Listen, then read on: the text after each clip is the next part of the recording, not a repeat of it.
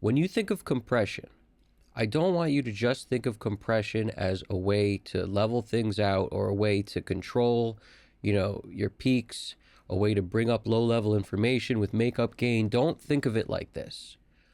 The way you should think of compression, what is it doing to the groove? The groove becomes your ultimate point of focus. A lot of times, like beyond controlling level. Groove is what a compressor is really used for. Now, when I say groove, this is what I mean. Every compressor has a slightly different thing that it does. But I don't want to make this video super technical.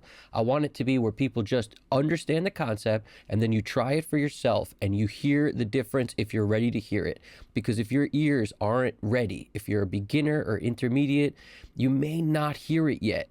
You need to really work with it, and then one day it will click like an epiphany. You will just jump out of your seat with the fact that I get it now.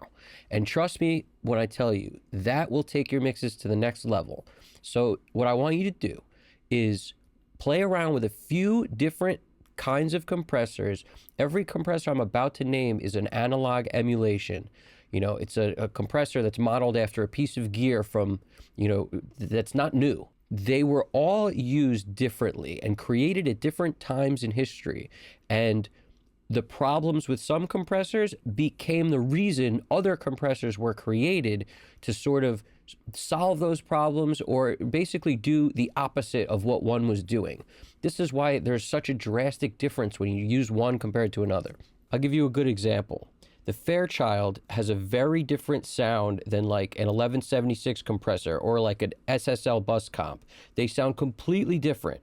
The Fairchild is a much slower compressor. And if you listen to old Beatles recordings, like prior to 1964, they had the EMI RS limiter 1114, I think it was called. And then when you listen to 1964 recordings and after for the Beatles, they're pretty much always using the Fairchild. The Fairchild 660, which has a different sound than the 670. They all sound different and they all affect the groove slightly differently.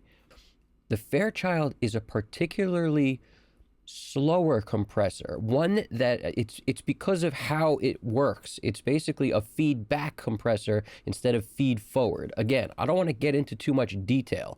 The goal is to understand when you use a Fairchild, it's going to work to slow the groove down. And it's going to be subtle, but the way that compressor works makes it feel like it's slowing it down. What you're going to do to try this out is put it on something like a drum bus or drum samples you have, run them into a Fairchild and then bypass it and keep it on and test it both ways. And you'll notice what I'm talking about. It'll be subtle. And again, if you don't notice it, it's because you're not ready to hear it. That's the only reason why you won't. But the truth is, if you keep doing this, as you keep getting better, you keep trying different things with this in mind, that this does happen, that this is something compressors do, you will be able to hear it eventually. You just can't expect too fast. That's really the only thing. So a Fairchild is going to work to slow things down. And a Puigchild is a really good emulation of a Fairchild that Waves makes that I love. There's better, maybe not better. There's other ones out there, but I have a tendency to reach for the Puigchild a lot because I like what it does. And it's not a particularly expensive plugin to buy. So that's one that will show you what I mean in that regard. An 1176 is a fast compressor. It's very fast, and that will work to speed the groove up. Now, again, there's controls for attack and release, and I'm sort of avoiding talking about that because you'll hear that on a lot of videos. People will talk about how, like, if you have a compressor on the mix bus, the faster you make the release, the more it sounds like the song is more aggressive. There's more volume. There's more like, it's a perception of volume, but it's also the loudness comes out because the compressor is releasing very fast. So it's not holding on to the notes as it would if you slowed it down and timed it out with like a quarter note or an eighth note. That would be making it slower, which essentially makes it also kind of feel a little less volume. You don't feel, it doesn't feel as loud, right? But Without even talking about that, in general, the 1176 was made to be super fast. That's why if you put the attack on as slow as it goes, it's still grabbing stuff pretty fast. And if you put the release on as fast as it goes, it's like lightning fast of a release. All right? Stuff you can't achieve with compressors that are slow.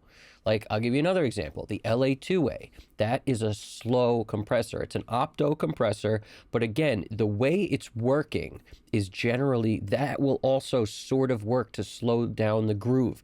These things all are going to affect the groove differently. The way they work will impart a certain thing to the groove and make the notes sit differently on the bar line. In other words, where they are will feel slightly ahead, slightly back, depending on the compressor you pick. So if you're sitting there mixing your song and you're wondering why it feels slow and it didn't yesterday, and then you think what you added, this is where like things will start to click, a light bulb will go off once you realize this is why. The different compressors you choose to use will speed up and slow down things.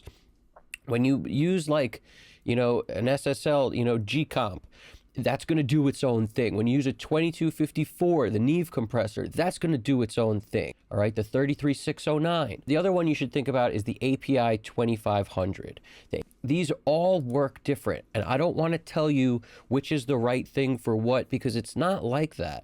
It's about what you need for the song. In other words, if the drummer played a little fast and you're trying to slow it down, you would pick a certain type of compressor. Okay, if you need something that's going to make it feel faster, you pick a different kind of compressor. Fairchild is going to work slow. 1176 is going to work fast. These other ones live in the middle of those, so in a way. So you sort of have to figure out where you want it and what you want it to do. I am a big fan of setting the release on your compressor in time with the song. I'm also a fan of, if it feels too slow when I set it to a quarter note or an eighth note, I may speed it up as like almost as fast as it goes. And then I'll see, is this too fast? If you use it on a mix bus, you'll hear a huge difference. If you use it on a drum set, you'll hear a huge difference.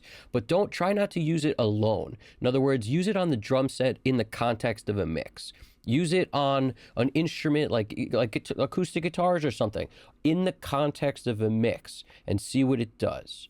Trust me when I tell you, this is a missing link for a lot of people. And the reason is because you didn't know it could do this. So you didn't go in thinking that's why he uses the Fatso. That's why he uses the distressor or like the 1176 or the LA2A or the API 2500.